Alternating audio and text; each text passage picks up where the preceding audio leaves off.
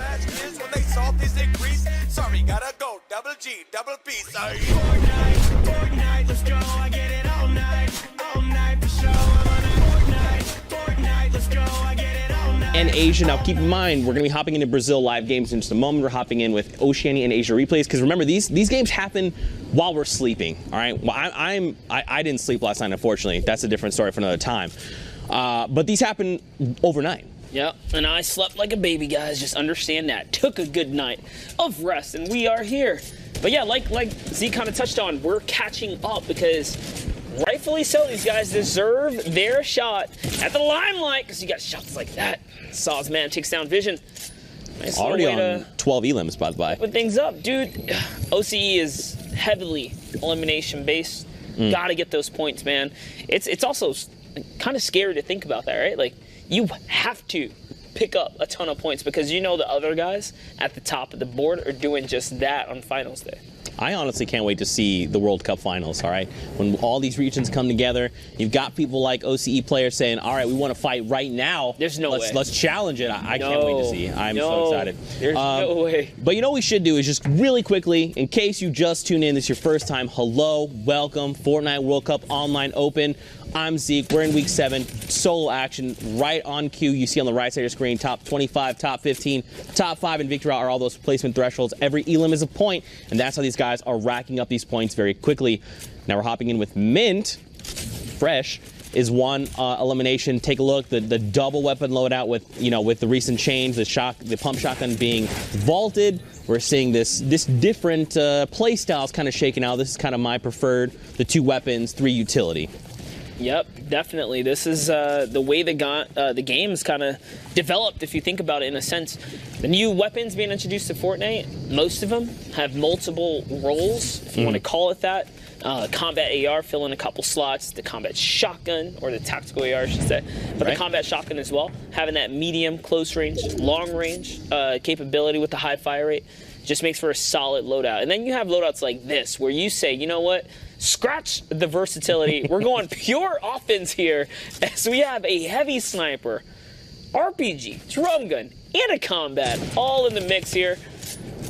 That's one of the downsides to the drum. No first shot accuracy on the distance there. But you're that far. He could probably line up the heavy snipers with RPG. Yeah, he does have that combo. In case you're unfamiliar with it, basically you fire a rocket out, and right before that rocket connects, because keep in mind, they're boxed up, you fire the heavy sniper, which completely decimates their build. Rocket comes in for splash damage. But we see all these players, they're over by Lucky Landing. We see the new safe zone, and immediately Sozmann is like, look, I'm going to mark this spot for myself. This is where I want to go. I like doing this kind of stuff personally just to give yourself a sense of where you need to be rotating to, because these late game circles, they get chaotic very quickly.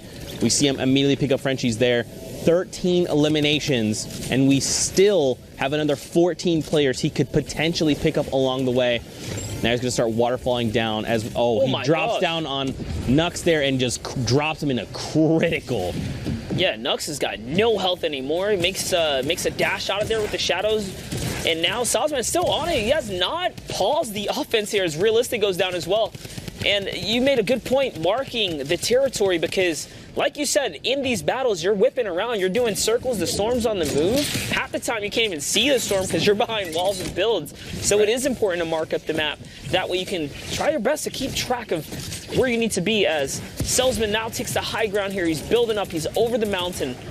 Nice clean edits here as he is tarping his way out straight across the air. It's going to cost him a few hundred mats, but it should be worth it because he makes the jump to the zone first as he claims a superior spot here. Down goes Frosty. Drum gun doesn't even need to be reloaded anytime soon.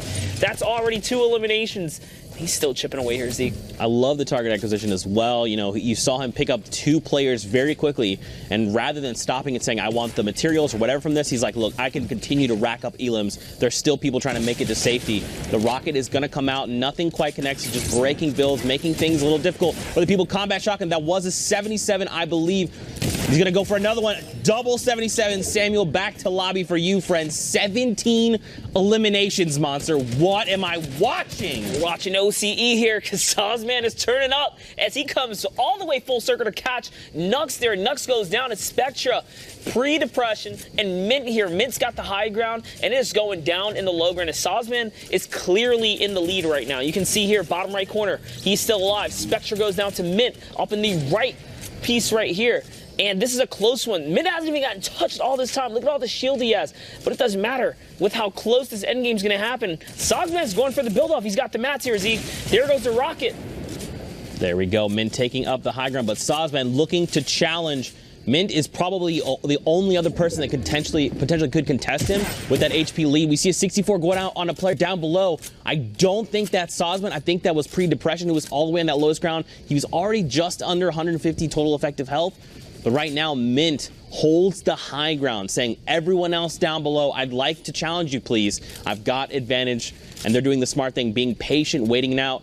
Now, he had an angle for a moment, but then the player built up the floor piece there. The RPG fracturing. That was sozmann lowest ground. It doesn't matter. Mint with 2 quick pumps, saying pre-depression. sozmann